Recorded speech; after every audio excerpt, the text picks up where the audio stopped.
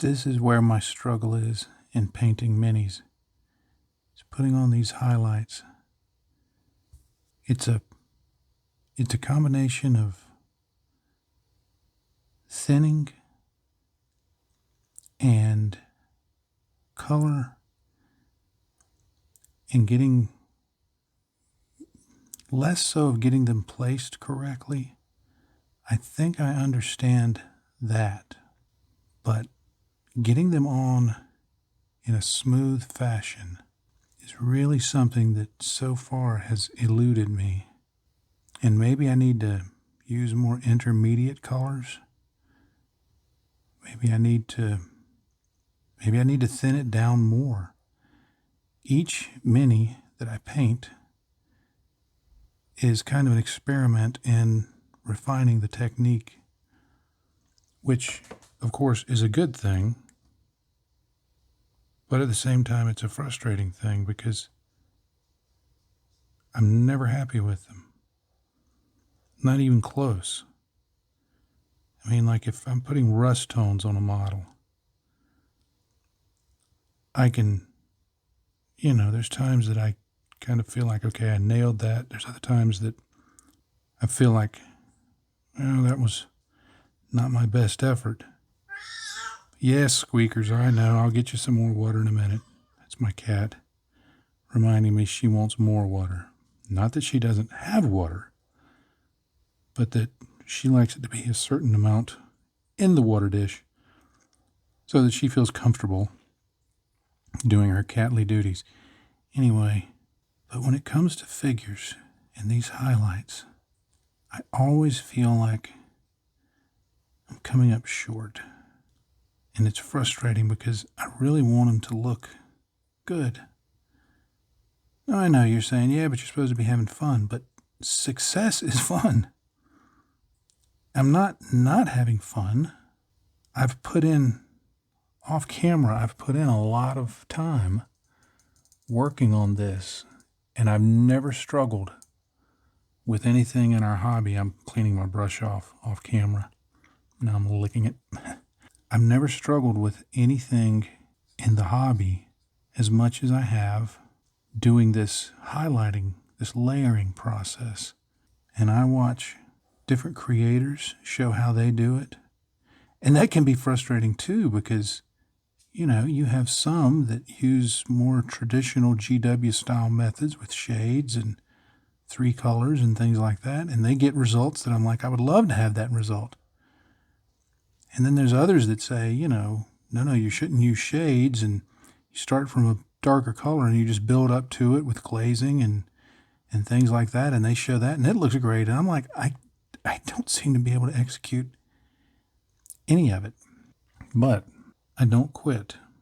See this spot right here? That's just horrible. I guess my paint is too thick in terms of opacity.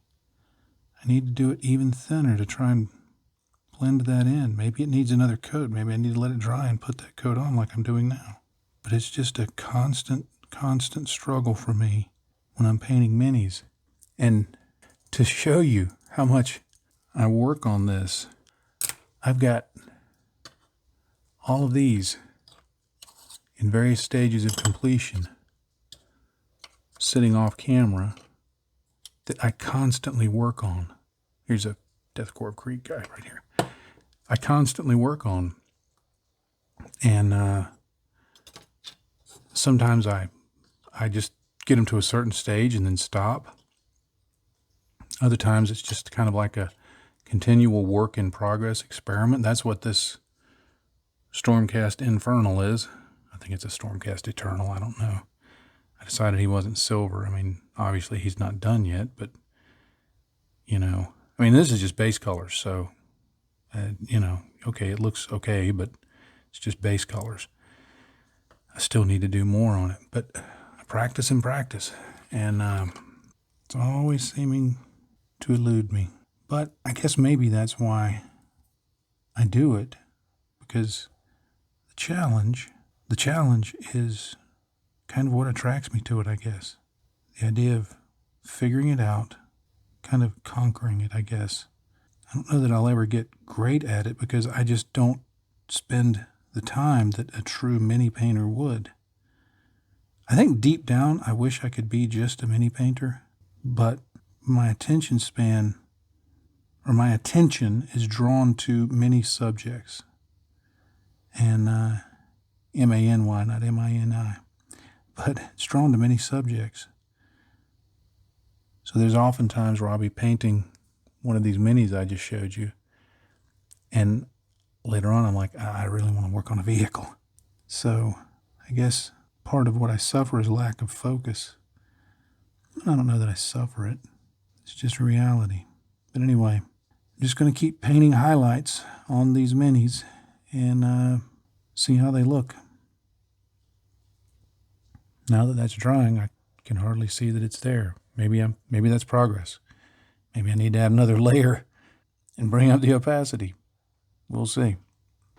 Well, I'll continue working on Major Shouty and his friends off camera, because it's going to take me a while to do all those, just that first pass of highlights. And you probably don't want to sit there and watch me complaining about how poorly I do highlights. So I'm going to do this off camera. In the meantime, I'm going to get started on the chipping. Now here's my logic behind the chipping. The most likely scenario, if this were a real world vehicle, the most likely scenario is that it would be green and then the brown would have been put over it. Thus the chipping would be that the brown would chip away to the green and then the green would chip away beyond that. However, if I go with that, then any of the green chipping that I do on the tan and then later darker chipping to represent the underlying material is just going to look fairly much like the same thing. So by reversing how I imagine that this is, I can think, okay, it's tan with the green over it, and so the basis of my chipping can be based on the tan color. So I can start off with a lighter tan that will show up well on the green, and there will be contrast on the green, and it will make the distinction there that, okay, the chipping is going through the green to the tan. And then when I put the darker colors over both of them, it will make more sense visually. So the chipping that I'm going to be doing is less based on what's necessarily logical from a real world sense, and more based on what works from a visual sense for the model itself. Now another thing, in terms of including colors, I could do, to start off with the green, do some lighter green to represent scuffs that only get partially through the paint, and then on top of those do some color, some of the exact tan color to represent it getting down to that, and then some scuffs of the tan, and then down to the base material.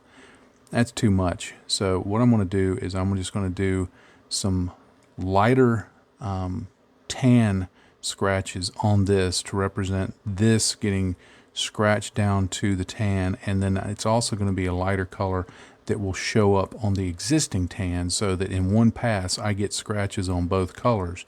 And then when I go in and put in the material, the underlying material scratches, it should work. That's my theory, and I'm sticking to it. Now for the first layer of chipping, I'm going to use Citadel's Ushabti bone. In the, Citadel does their colors in kind of trilogies.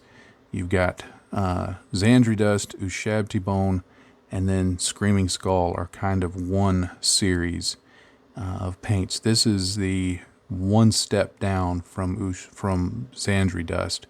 I thought the Screaming Skull might be a little too stark, so that's why I went with Ushabti bone. Now, if you've kept up with the way I do things, normally my sponges, I cut them into squares and just clamp them directly like that.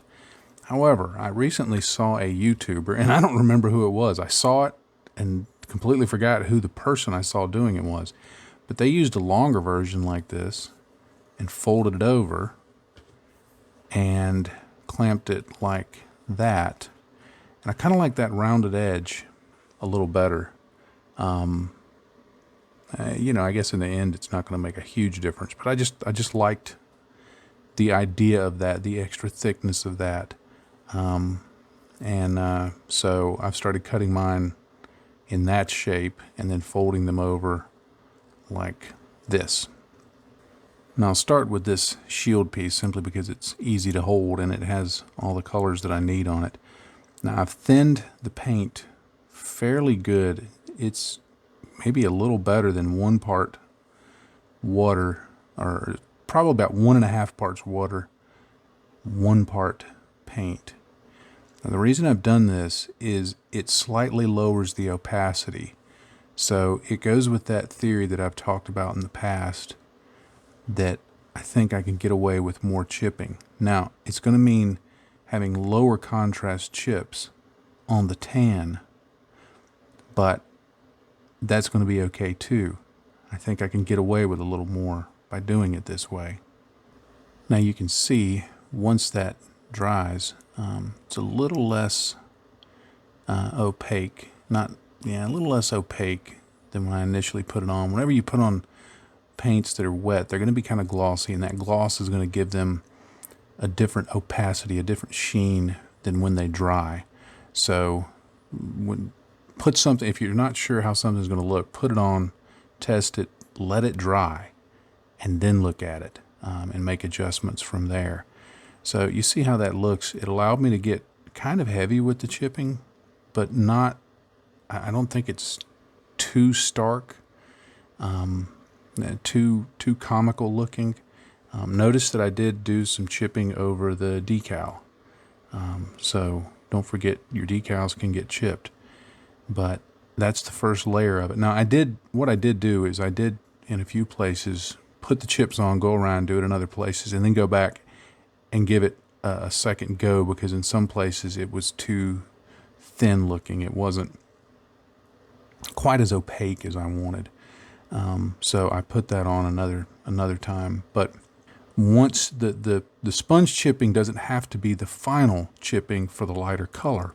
There's some places that can be hard to get to. So some places are more appropriate to grab a brush and go get into those. Okay, you can see I got the rest of the tank done. And I just kind of put it all over. I didn't focus on any one area specifically to say, okay, this is where the crew would walk over it or something like that. I just kind of chipped it. Got a little heavy right there, but that's okay. I can turn that into a usable chip. But I'm happy with it. It accomplishes what I set out to do. It makes things look chipped. Never paint the bottom of a model. Never look at the bottom of a model. Never speak of this again.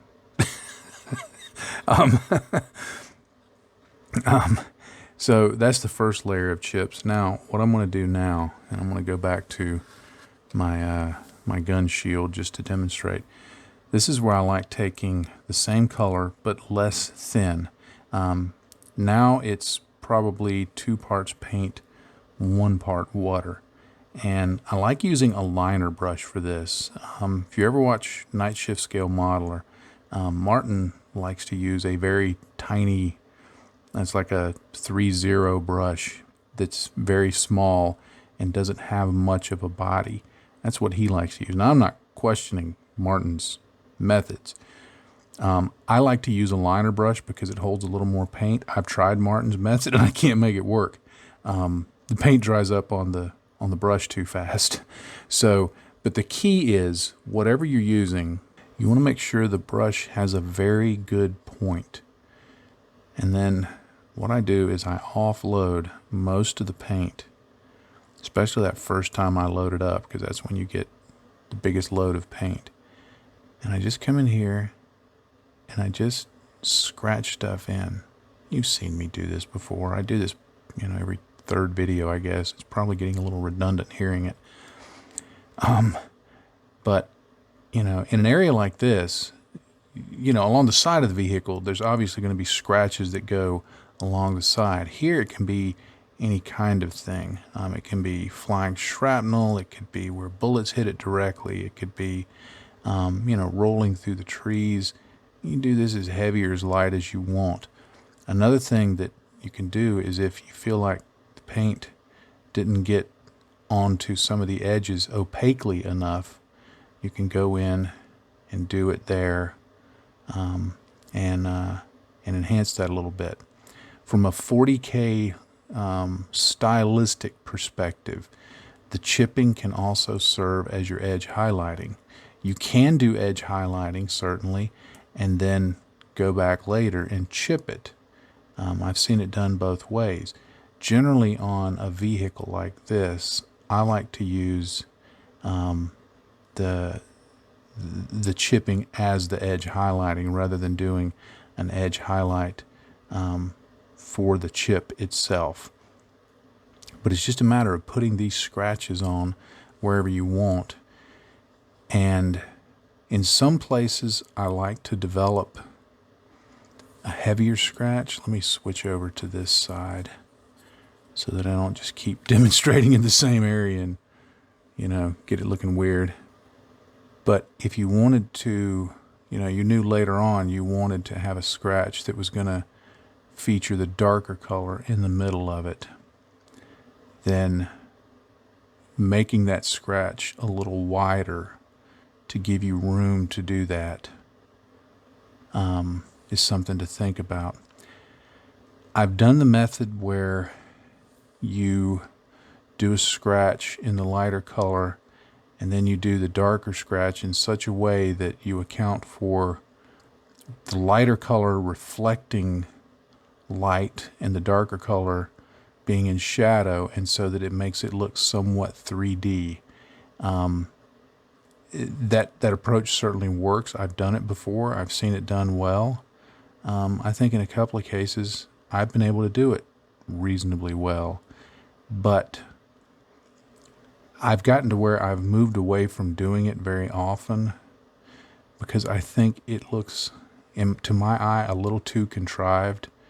I think you have to make it look fairly large, and even though you're fooling the eye, you're trying to fool the eye, it doesn't sell it well to me. So I don't use it that often, but it is a technique. It is a thing. So if you're trying to add some of those 3D scratches, I can't speak, 3D scratches, that's what you would do. The idea being that, like, let's say for instance, this were positioned this way, this is the side of the vehicle, let's say, that I would put a dark line along the top of it so that so that it would simulate that there's some kind of gouge in the material itself, and this would give it depth, because then you would have the light reflecting off of this lower part, and then the darker part represents the part in shadow. My problem with that, and it's a personal problem, my problem with that is simply I think the reflective surface is too light. If you're going to be trying to emulate, to represent actual gouges in the surface, in my mind, it would make more sense to use, like if you're going to use a chipping brown color, let's say, to use a lighter chipping brown color and then a very dark chipping brown color, because it seems like that if the part that were in shadow were not receiving light, that it would be almost virtually black, whereas the part that is shown in being reflected in the light would be the underlying material, which would either be a gray or a metallic look or a chipping brown kind of color. So in my mind, that would look more realistic than using this extremely light color and then a dark color on it to try and represent that. But that's just, that's just my thinking. It's my opinion. But it, sounds real good on video, and, I can go, yes, I know what I'm talking about. Because most of the time I'm just really making it up as I go along. I'll just continue doing these scratches here and there. And on the body of the tank itself, This is where I'm going to account for more of the crew moving around on it, and the kind of scratches from equipment being dragged around and things like that. That's where I'm going to really try and make hay for those, to account for those kind of things. Two quick observations here. If you get to an area where your sponge chipping got a little out of control and you want to refine it just a little bit, just stipple some paint splotches around that area. Basically make it just even a little larger, but those stipples will just help blend it in. Another thing I need to point out is where I've done the damage, the shell impact damage, I'm going around and I'm stippling in paint all around it. There's going to be later darker colors that are going to go here, and I'm probably going to put some fairly significant rust tones. But I put those lighter colors around it to kind of frame it, to help it stand out. And also, I like to think in terms of the direction of impact. In other words, if I think this came in from this direction, came in from here, and then kind of ricocheted off, then there's going to be a smaller pattern of chipping down here, and then up here where there was more of the round exiting and fragments exiting, there's going to be a wider pattern of chipping, and it just helps establish in the mind of the viewer that that's the direction that the impact took place. Well, as quite often is the case in these Patreon videos where I'm really going into more detail, I'm going to just cut it off right here, kind of midstream, because we've definitely hit the time limit. But I'll continue doing this off camera, getting the first layer of highlights in all the different colors onto Major Shouty and his friends, because even though the colors are going to be different, the method, the technique, the thinking behind it is going to be the same. And then the next video, or maybe the one after that, who knows, I'll show adding additional highlights and then what I plan to do after that, and see if it works and doesn't ruin the model. But and then in the next one, I'll be continuing focusing on, I think, the chipping. And once the chipping is done, then I'll get into some of the initial weathering, and then eventually painting the stowage. And you can see I've left the stowage unpainted so far, because you see when you do the sponge chipping, it's kind of a big technique, meaning, you know, it's going to get paint everywhere. So I haven't painted any of the stowage yet, simply because I knew it would get all over that and I'd have to do some cleanup. So I'm just waiting for that. But thank you so much for being a supporter. Thank you for being a patron, for supporting my work. I say it every time, and I mean it every time. It is a blessing to me, and it is a blessing to my family. I couldn't do what I do if it weren't for you. The support you give us does so many things for us. It really is a blessing. So thank you very much. And just leave you like I always like to do. In this hobby, if you're not having fun, you're doing it wrong. Happy day to you, friends. Bye-bye.